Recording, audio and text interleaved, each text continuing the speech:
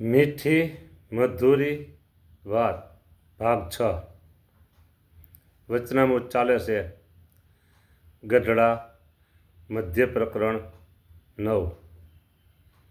2-3 પંક્તિઓ જોઈએ, આપણે વાંચીએ.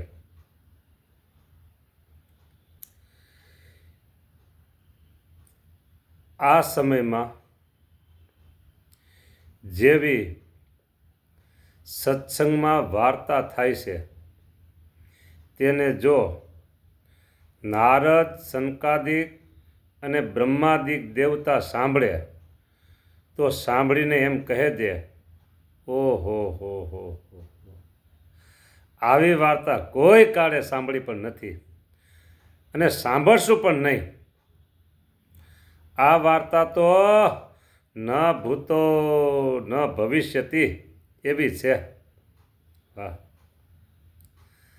અને અતિશય ઝીણી વાર્તા થાય છે, તો પણ અતિશય સ્થૂળ બુદ્ધિવાળા હોય તેને પણ સમજાય છે.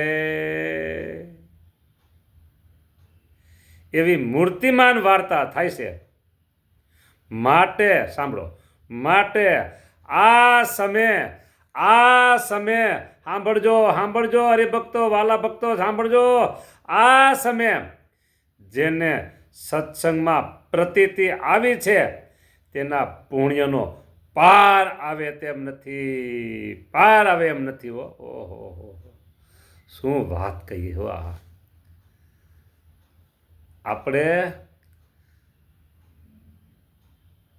સાંજ પડે ને, આપણે નહીં, સાંભળો એક વાત કરું. હા, આપણે માથ ન લેવાય. સાંજ પડે ને, કોઈ ગરીબ ભિખારી પથારીમાં સૂતો હતો અને બેઠો થઈ હાથમાં શકોરું લઈ અને કાંઈક ગામડામાં શેરીયું હોય, ગલીયું હોય, ખાવાનું માગવા નીકળ્યો. બટકું રોટલો દેજો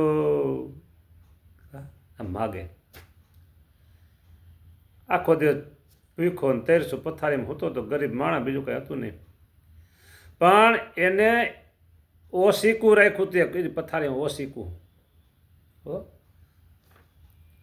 એ ઓશિકાની અંદર કિંમતીમાં કિંમતી હીરા, ડાયમંડ. હા, અમેરિકન ડાયમંડ. હા, ઘણા બધા. એક લુગડાની પોટલી એમાં અંદર રાખ્યા હતા. બરાબર. એ વેચવા જાય ને કરોડો રૂપિયા આવે એવા કિંમતી ડાયમંડ હતા. હવે રોજ સાંજ પડે જાય, બટકું એટલો દેજો આવી વાત. પછી કોઈકે કીધું એને,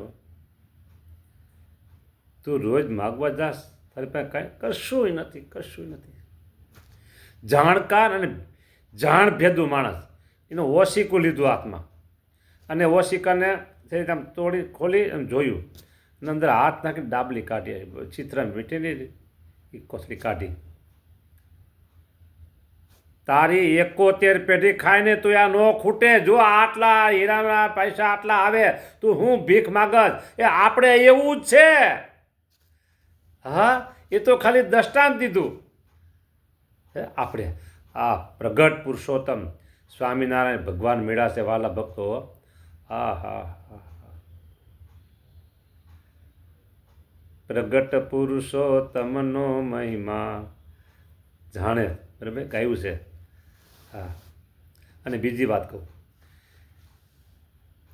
સંતોએ ગાયું છે કે પૂર્વનું પુણ્ય પ્રગટ થયું જ્યારે આ સ્વામિનારાયણ મળ્યા રે ત્યારે. એ આ સ્વામિનારાયણ મળ્યા ત્યારે. એ ઘણા બધા લોકો છે તમારા ગામમાં, આ બાજુ આપે બાજુ બધી નથી ઓળખાતા ભગવાનને. અને તમને કેમ ઓળખાણા? પૂર્વ જન્મનું બહુ મોટું પુણ્યનું બેલેન્સ લઈને આવ્યા છીએ એટલે આ ઓળખાય છે. અને એનું ભજન કરીએ છીએ. મહારાજે તો એટલું જ કીધું, સાંભળો,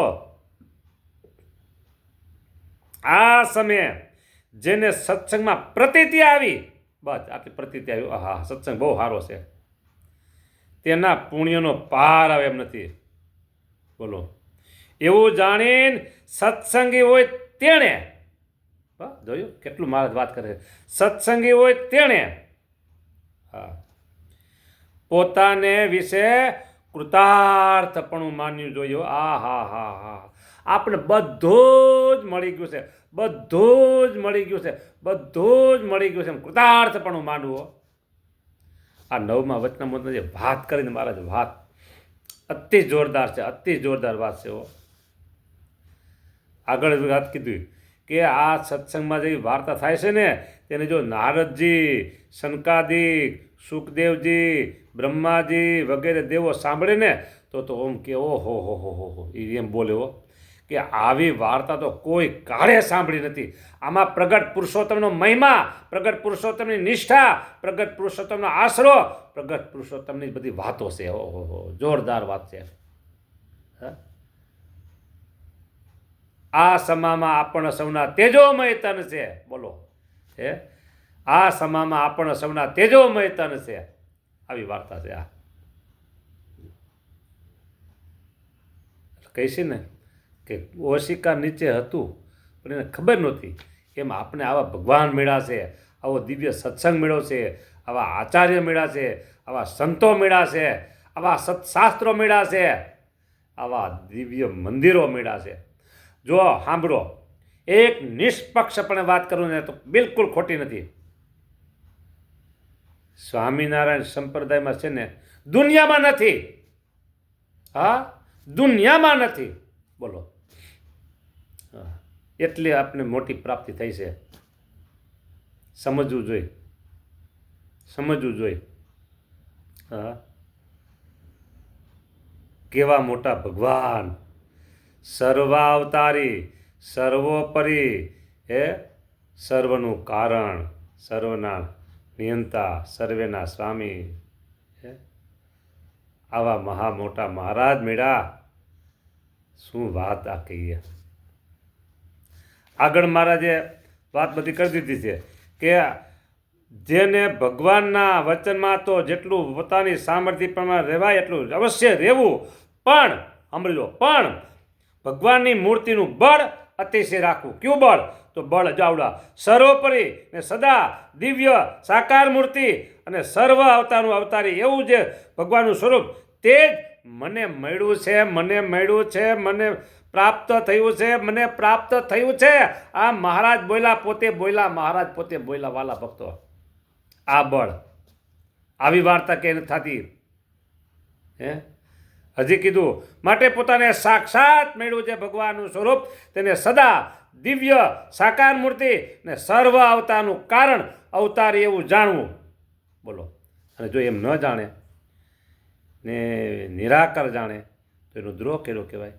કે તે સ્વરૂપને બીજા અવતાર જેવું પણ ન સમજવું. બોલો, બીજા અવતાર જેવું પણ આ સ્વરૂપને સમજવું નહીં. બોલો, અદ્વિતીય સ્વરૂપ છે, અદ્વિતીય સ્વરૂપ છે. ગીતાજીની અંદર એક પ્રસંગ આવે છે કે સૂર્ય હતા ને ત્યારે ભગવાન, ત્યારે હું હતો. અર્જુન કે ત્યારે તમે હતા? કે હા હું હતો ને તું હતો. કે પછી એમ કીધું કે તારા અને મારા અનંત જન્મ થઈ ગયા છે આ પૃથ્વી ઉપર. એમ કીધું, તારા અને મારા આ પૃથ્વી પર અનંત જન્મ થઈ ગયા છે. અને આ પુરુષોત્તમ નારાયણ ઓનલી વન, એક જ વખત આવેલા છે, બસ હવે નહીં આવે. જીવાત્માના આત્યંતિક કલ્યાણ થાય ને એવો એક જબ્બર માર્ગ ભગવાને ચાલુ કરી દીધો, મૃત્યુ લોક ટુ અક્ષરધામ. બોલો, જબ્બર આત્યંતિક કલ્યાણ. આત્યંતિક કલ્યાણના સદાવ્રત સ્વામિનારાયણ ભગવાને ઘણા ખોલ્યા. આત્યંતિક કલ્યાણના સદાવ્રતો ઘણા ખોલ્યા, ચાલુ કર્યા, દરવાજા ખોલ્યા, મુક્તિના દ્વાર ખોલ્યા. હા, બોલો, એક વાર્તા તમને કહી દઉં. એક જ મિનિટમાં કહી દઉં. અમારે જે આ મૂર્તિધામ ગુરુકુળ કરવા અમે જઈ રહ્યા છીએ ને, એનો માત્ર અને માત્ર હેતુ એક જ છે. માત્ર અને માત્ર હેતુ એક જ છે. કુમળી વયના બાળકો આવશે ભણવા, બરાબર?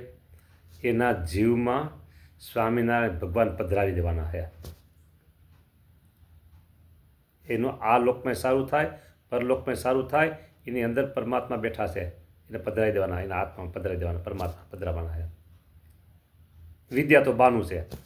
અને પાછું અમે એવું રાખ્યું છે કે મફતમાં ભણાવવા, ખાવું પીવું બધું મફત, એને ફક્ત 2 વસ્ત્ર પહેરીને આવવાનું. હા, બરાબર? એટલે જે વધારે આવે ઝાઝા આવે, અમારો મોટો જબરજસ્ત ટાર્ગેટ છે. બધા પહેલાં કહે પહેલાં નાનેથી શરૂ કરો, નાનેથી શરૂ કરો, પેલું નાનેથી શરૂ કરે છે. 1500 પ્લસ નાના, પહેલાં નાનો જ છે. પછી 15, ભલે 5000, 15, 10,000 બધા.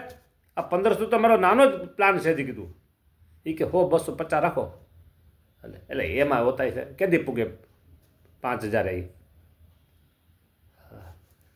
અમારો ટાર્ગેટ જબરજસ્ત છે. કેવળ અને કેવળ બસ મારે જીવાત્માનું રૂડું કરવું છે, મંગળ કરવું છે.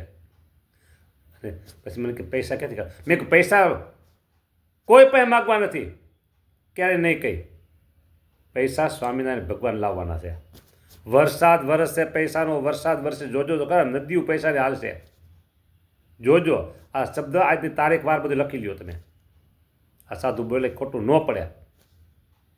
હા, એટલે વાત એટલી જ છે કે આવી વાર્તા ક્યાંય થતી નથી ને આ બધા કે સાંભળી, નારદ સંકાદી કે સાંભળી નથી ને સાંભળશું પણ નહીં હો. આવી ભગવાનની જોરદાર વાતો થાય છે, જોરદાર વાતો થાય. સારું લ્યો, હું રાખું હો. બધાને રાજી થઈ. જય સ્વામિનારાયણ હો. હા, હજી જોજો તો ખરા, મીઠી મધુરી વાતો હજી તો આ વચનામૃતમાંથી જ લાવવાની છે. અને બહુ તમને ગમશે, તમને ગમશે, ચોક્કસ તમને ગમશે. હા, એવી મધુરી વાતો આવશે. સારું રાખવું હવે. જય સ્વામિનારાયણ હો. જય સ્વામિનારાયણ.